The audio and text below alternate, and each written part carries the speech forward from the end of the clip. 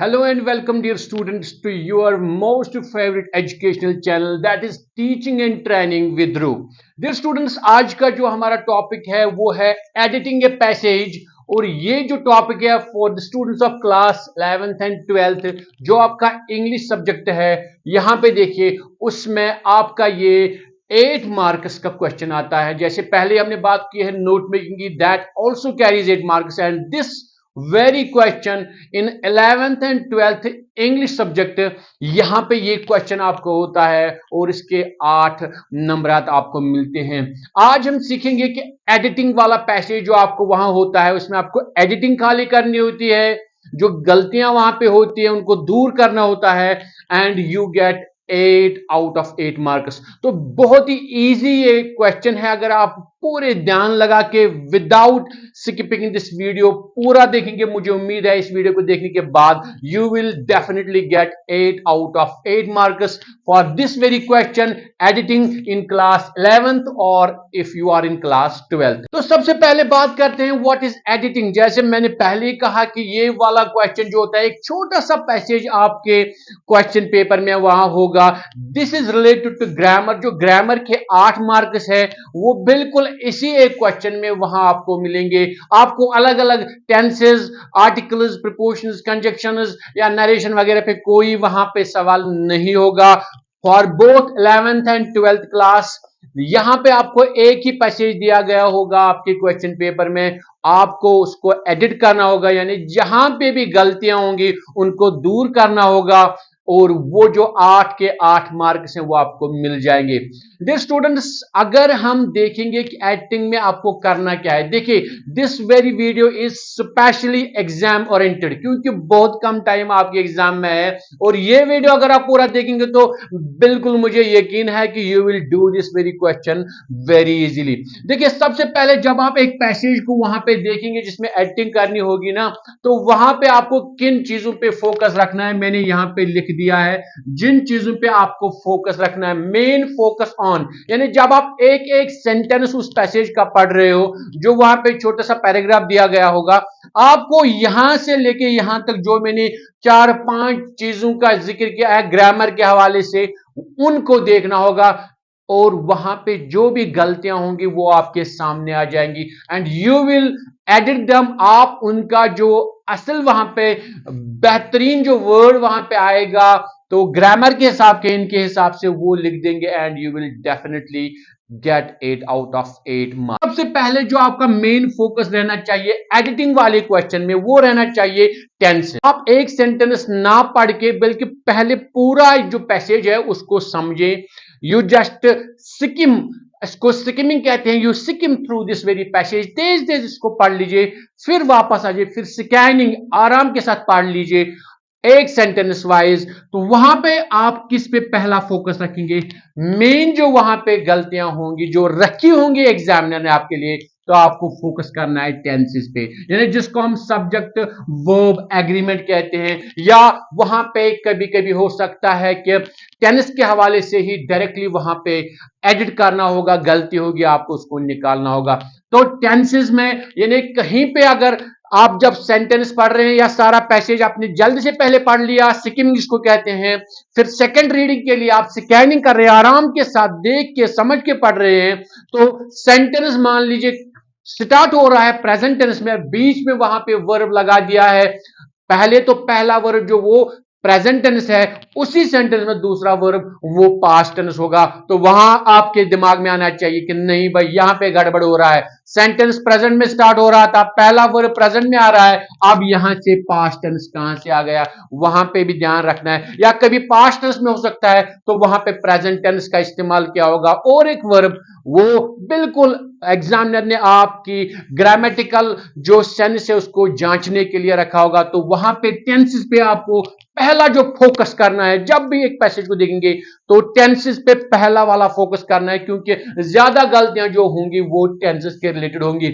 इसमें जो मेन और एक अहम बात है सब्जेक्ट वर्ब एग्रीमेंट। तो सब्जेक्ट वर्ब एग्रीमेंट आपको पहले ही पता होगा, यानी सब्जेक्ट अगर सिंगुलर है तो आगे वाला जो उसका मेन वर्ब या हेल्पिंग वर्ब हम जिसको कहेंगे वो किस हिसाब से, जैसे थर्ड पर्सन के साथ वहां पे हैज यूज होता है, ही शी इट के साथ, तो वहां पे आपके पैसेज में उसने हैव का यूज किया होगा थर्ड पर्सन सिंगुलर्स के साथ। या अगर ये प्लूरल है, जैसे वी का यूज हुआ है, तो आगे भी प्लूरल जो हेल्पिंग वर्ब है उसका यूज होना चाहिए।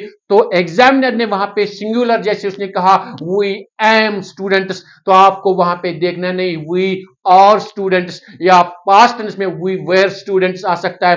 तो ये सब्जेक्ट वर्ब के हिसाब से भी आपको वहां पे जहन में, तो सबसे पहला जो मेन फोकस रहना चाहिए आपको जब आप उस एडिटिंग पैसेज को करने के लिए जाएंगे, you have to focus on tenses and subject and verb combination. दूसरा जो आपको फोकस रखना है वो रखना है प्रीपोजिशन पे, क्योंकि प्रीपोजिशन पे क्या होता है, जो स्टूडेंट्स होते हैं उनको यहां पे ज्यादा फर्क नहीं दिखाई देता है। अगर उस सेंटेंस में, उस पैसेज में कहीं पे गलतियां होंगी प्रीपोजिशन में, तो वो कहते हैं यहां पे विद भी ठीक है, यहां पे बाय भी ठीक है, हालांकि दो में से एक के लगाना होता है। इसी तरह जो बाकी प्रीपोजिशंस है, ऑन है, ओवर है, नियर है, तो बाकी जो भी प्रीपोजिशंस इंग्लिश ग्रामर के हैं उन पे भी आपको नजर रखनी है कि कौन सा प्रीपोजिशन किस जगह यूज होता है। तो सेकंड जो फोकस रहना चाहिए आपका वो प्रीपोजिशन पे रहना चाहिए जब आप एडिटिंग ए पैसेज का क्वेश्चन कर रहे हैं। इसके बाद तीसरा फोकस, अगर ये दो गलतियां आपने निकाली, टेंसेस का भी हो गया, प्रीपोजिशन का भी हो गया, तो वहां पे फिर आर्टिकल्स आपको देखने, क्या कहीं पे आर्टिकल्स इसने गलत मत दिए हैं, कि कहीं पे ए लगाना था, कहीं पे एन लगाना था, कहीं पे द लगाना था, तो इसने जहां पे एन लगना था वहां पे एन लगा दिया है, या जहां पे किसी खास चीज का जिक्र हो रहा है तो वहां पे द लगना था, इसने एल लगाया है। तो आर्टिकल्स पे फिर आपकी नजर रहनी चाहिए इस क्वेश्चन को करते करते। इसके बाद जो आपकी नजर रहनी चाहिए दैट इज ऑन कंजक्शंस। तो बहुत कम होते हैं कंजक्शन के रिलेटेड जो वहां पे गलतियां होती है, लेकिन हो सकती हैं कि अगर इनमें से उसने बहुत कम गलतियां रखी होंगी तो कंजक्शन में उसने आपको जांचना चाहा होगा एग्जामिनर ने। So you have to focus on conjunction. इसके बाद कंजक्शन आपको देखना है क्या इस पैसेज में कंजक्शन तो गलत नहीं है जो कि एग्जामिनर ने रखे होंगे आपकी ग्रामेटिकल सेंस को चेक करने के लिए। अगर ये भी आपने चेक कर लिया, फिर लास्ट में जो है पंक्चुएशन, जो पंक्चुएशन मार्क्स है, चाहे कहां पे फुल स्टॉप लगना है, कहां पे नोट ऑफ इंटरोगेशन, कहां पे नोट ऑफ एक्सक्लेमेशन, कहीं पे कोटेशन मार्क्स जो कोई किसी की बात कोट कर रहा है, तो बाकी जो इंपॉर्टेंट पंक्चुएशन मार्क्स है उनके रिलेटेड भी वहां पे गलतियां हो सकती है। सो डियर स्टूडेंट्स, अब हम ये एक क्वेश्चन करेंगे बिल्कुल जो मॉडल पेपर है 12th का, तो वहां से जो पैसेज दिया गया है from जे&के board of school education, हालांकि सीबीएसई में भी वही है, तो उस पैसेज को हम यहां पे लेंगे और इसी फॉर्मूला के बिना पे, तो इन सभी चीजों को नजर में रखते हुए, क्योंकि ये आपने ऑलरेडी सीखा होगा इन चीजों को, तो हम उस पैसेज को यहां आपके सामने एडिट करेंगे। आपको उससे प्रैक्टिकली पता चलेगा कि अगर ये क्वेश्चन आपको एग्जाम में करना है तो इसको आपको कैसे करना होगा। So dear students, this is the passage जो आपके 12th क्लास के मॉडल पेपर में है फॉर क्लास 12th। तो इसी तरह क्लास 11th में भी एक पैसेज होता है, हम इस पैसेज को यहाँ पे एडिट करेंगे। हालांकि मैंने करके रखा है, लेकिन मैं आपको हर एक वर्ड बोलूंगा कि मैंने एडिट क्यों किया और कहां पे किया, ताकि आप भी कॉन्फिडेंटली इस वाले क्वेश्चन को एग्जाम सेंटर में करेंगे। चलिए हम इसको यहाँ पे पढ़ लेते हैं। I was lucky to have so good teachers said Gurudev. यहाँ पे देखिए ये वाला हिस्सा जो है ये रिपोर्टर स्पीच है, ये गुरुदेव कह रहा है, तो मैंने यहाँ पे और यहाँ पे जिनको कहते हैं आप कोटेशन कामास वो डाल दे हैं। सो के बदले मैंने सच यहां पे लिखा है, क्यों? Because such is the word which stresses on the quality of some person, और यहां पे हम टीचर्स की गुड क्वालिटी की तरफ इशारा करते हैं। सो सच यहां पे लिखेंगे। इसके बाद आई रिमेन साइलेंट, ठीक है, यहां पे देन ही कंटिन्यूड। इसके बाद ये रिपोर्टिंग वर्ब है, अब रिपोर्टेड स्पीच यानी गुरुदेव कहेगा I made me work on the path. यहां पे देखिए आई मेड मी, यहां पे होना चाहिए माई सेल्फ, आप बोलेंगे क्यों? बिकॉज यहां पे जब भी आप कोई काम खुद करते हैं वहां पे रिफ्लेक्सिव प्रोनाउन आता है, और आई का रिफ्लेक्सिव प्रोनाउन है माई सेल्फ, ना कि मी। तो यहां पे लिखेंगे I made my self work on the path they laid before me from getting on, मैंने लिखा है गेटिंग अप, क्योंकि यहां पे सुबह उठने की बात है तो उसको कहते हैं गेट अप, यहां पे कंटिन्यूअस में है गेटिंग अप, यहां पे इसीलिए मैंने कहा from getting up, getting on को हम क्रॉस करेंगे before the crack of dawn to cleaning the dirtiest places on the premises. ठीक है, यहां पर if I stand before you today and offer my teachings to you, it is because of my gurus। यहाँ पे देखिए quotation काम आया, यहां तक गुरुजी ने बोला तो यहाँ पे एंड हो गया उसका रिपोर्ट स्पीच।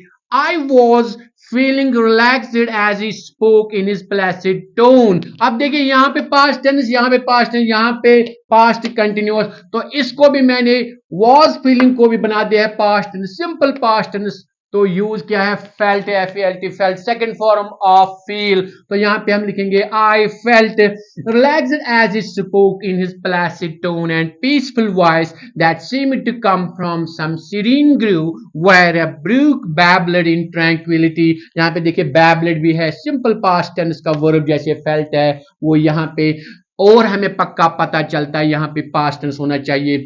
आगे चलते हैं। I was about to go for a trance when Gurudev lifted his hands. यहाँ पे वॉज बात कर रहा है यानी पास्ट टेंस की बात चल रही है, यहाँ पे लिफ्ट प्रेजेंट टेंस, यहाँ पे गड़बड़ है तो हम क्या करेंगे, लिफ्ट को पास्ट टेंस बना देंगे, लिफ्टेड जैसे मैंने लिखा है। I was about to go for a trance when Gurudev lifted his hands above his head. Joined, देखिए जॉइंड यहाँ पे लिफ्टेड, जॉइंड ठीक हो रहा है, joined them together and said, और बोला again reported speech we are merely puppets.